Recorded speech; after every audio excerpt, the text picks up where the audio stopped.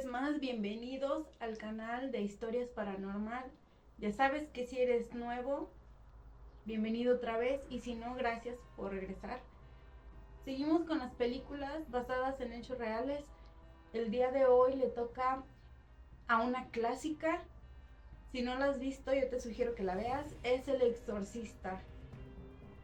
Y vamos a empezar. Esta película está inspirada en el exorcismo de un chico llamado Roland Doe, y este nombre se lo dio la iglesia para preservar su privacidad, y por eso también cambiaron el sexo del personaje, de un chico a una chica, para seguir conservando su privacidad. Pero como todo se sabe, después del exorcismo se supo que se llamaba Roland Edwin Hunkeler. Roland nació en el año 1935 en una familia de clase media que vivía en Cottage City, Maryland. Cuando Roland tenía 14 años, falleció una tía de la familia llamada la tía Tilly, la que cuenta la madre de Roland que era espiritista y le enseñó a Roland a comunicarse con espíritus usando la ouija. Desde el fallecimiento de esta tía, Roland empezó a escuchar rasguños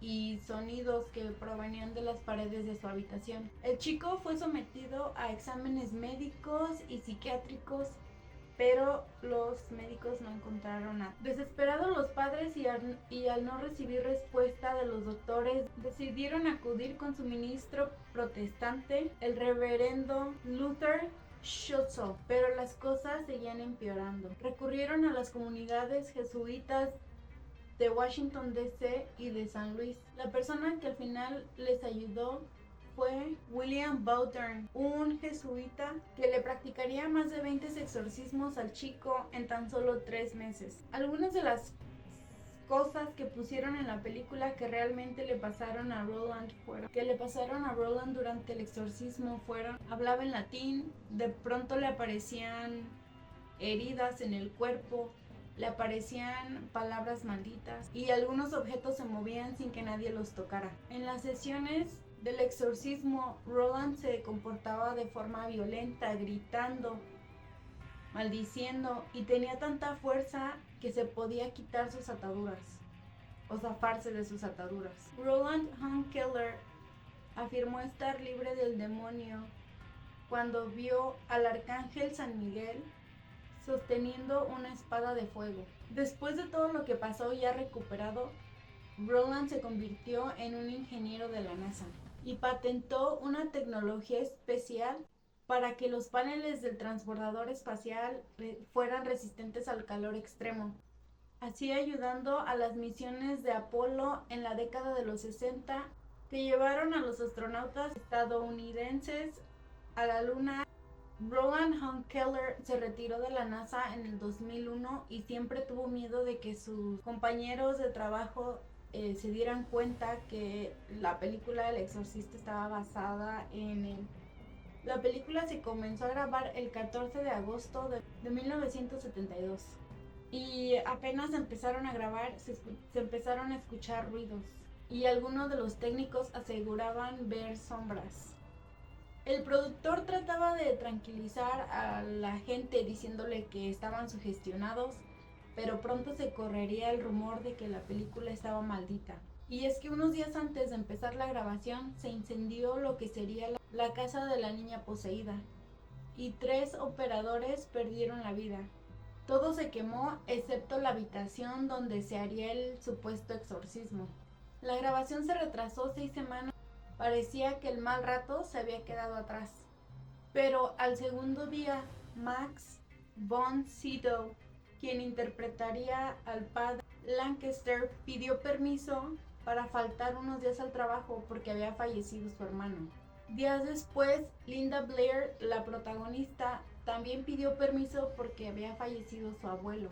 Y Jack McGoran y Vasiliki Maliaron, quienes interpretaban a 2 personajes que en la película perdían la vida, no llegaron al estreno porque ambos murieron en postproducción. Y uno de los técnicos fue asesinado, y el guardia nocturno que cuidaba el estudio fue encontrado sin vida al siguiente día. En 1987, el hijo de la mujer que hacía la voz del demonio que poseía a Regan mató a su esposa y a sus hijos y después se quitó la vida. Por otro lado, y tal vez ya muy sugestionada, la actriz que hacía la mamá de Regan no quiso seguir grabando hasta que quitaran la frase "creo en el diablo" del libreto. Aseguraba que al decir esto traería consecuencias. Le hicieron caso por si las dudas. El libreto decía que Regan debía estrellar a su madre contra la pared y para esto usaron un arnés. Cuando estaban haciendo la escena, el arnés se rompió, haciendo que la mujer cayera fuertemente en el piso, haciendo que la mujer gritara de dolor, pero el productor, en lugar de cortar, siguió grabando. Entonces los gritos que se escuchan en la película son reales. El productor quería que todo pareciera muy real. Era muy específico en las caras que quería que pusieran los actores en ciertas escenas y se iba a los extremos para lograrlo. En una escena, el actor que interpretaba al padre debía lucir muy asustado por la niña, pero la cara que ponía no le convencía. Así que para lograrlo llevó una arma al estudio y cuando estaban por grabar esta escena, la sacó y comenzó a disparar. Entonces la cara que pone el padre en esa escena no es actuada, es muy real. Después se atrevió a cachetear a otro actor para que de igual manera pusiera la cara que le estaba buscando. Durante las grabaciones se caían focos, se perdían cintas con escenas ya grabadas. Los trabajadores aseguraban que escuchaban ruidos, pasos, voces, los objetos desaparecían. Pero esto es las cosas raras que pasaron durante esta película, no solo pasaron en el estudio, sino que ya proyectándose la película en los cines también pasaron cosas extrañas con los que iban a verlos. Una mujer cuenta que salió corriendo muy asustada del cine, se cayó y se rompió la mandíbula. Algunas personas incluso le daban ataques de pánico. Cuando se estrenó en Roma, se estrenó en un cine que estaba cerca de una iglesia. Unos minutos antes de que empezara la película, cayó un rayo en la iglesia, cayéndole a una de las cruces, así haciéndola caer estrepitosamente. En 1975 se estrenó la versión de obra de teatro y la actriz que interpretaba a la niña después del primer día se fue a su casa y al otro día la encontraron muerta en su baño. De hecho, yo tengo un familiar que cuenta que fue a ver la película al cine y al otro día apareció con moretones por todo el cuerpo. Y como dato curioso, esta película ha ganado muchísimos premios. Pero dime, ¿ya la has visto? Si no, como te dije al principio, te recomiendo que la veas. Es una clásica. Y sí, dime qué te pareció. Seguimos con otra película que yo creo que también es muy buena. Le toca el turno a El Conjuro. También está basada en hechos reales. Y vamos a empezar. Imagina que te estás mudando a una casa nueva y crees que es la casa perfecta y el lugar perfecto para tu familia.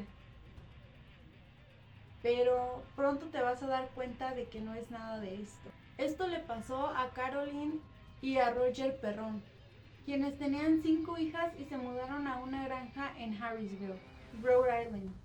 Pero solo tenían un poco tiempo viviendo en esta casa cuando todo empezó a cambiar. Cuenta la familia que el primer caso escalofriante que pasó fue la aparición de un fantasma que le gustaba tocar la puerta de la casa por las noches y así despertando a toda la familia. Y desde ese momento los espíritus comenzaron a manifestarse de diferentes maneras, pero al que le tenían más miedo y también era el más violento era un espíritu.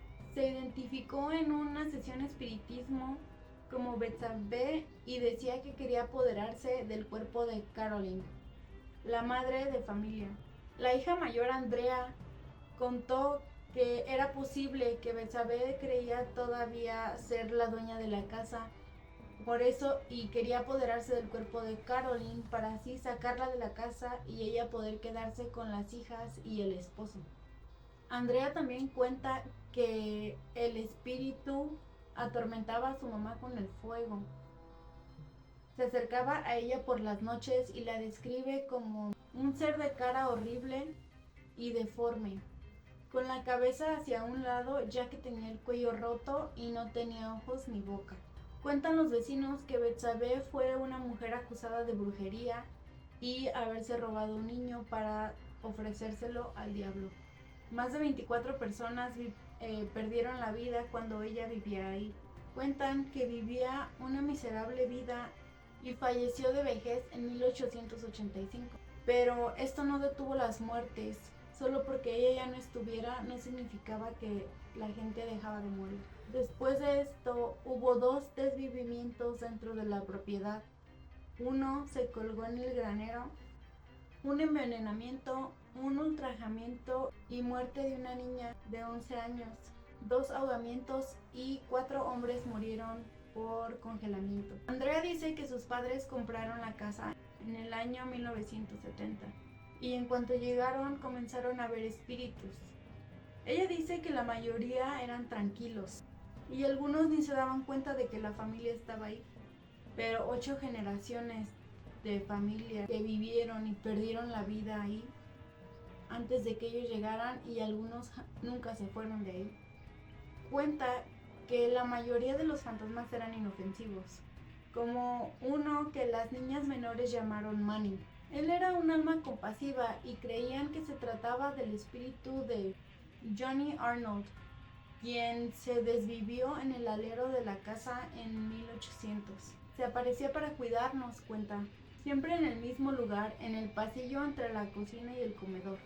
Solía apoyarse contra la pared y sonreía como si se divirtiera con las niñas, pero en cuanto hacías contacto visual, él desaparecía. Andrea cuenta que después de que ellos se fueron, las personas que llegaban a vivir ahí experimentaban los sucesos de menor a mayor. Cuenta que el hombre que iba a restaurar la casa cuando ellos se fueron salió corriendo y gritando, olvidando sus herramientas e incluso su carro. La casa estuvo vacía durante años, ya que al contrario de la película, los Warren nunca pudieron sacar todos los espíritus de esa casa. Y dime, ¿qué te parecieron las historias de las películas basadas en hechos reales? Si te gustó, dale me gusta, suscríbete y nos vemos en la próxima para más historias. Gracias por ver. Bye.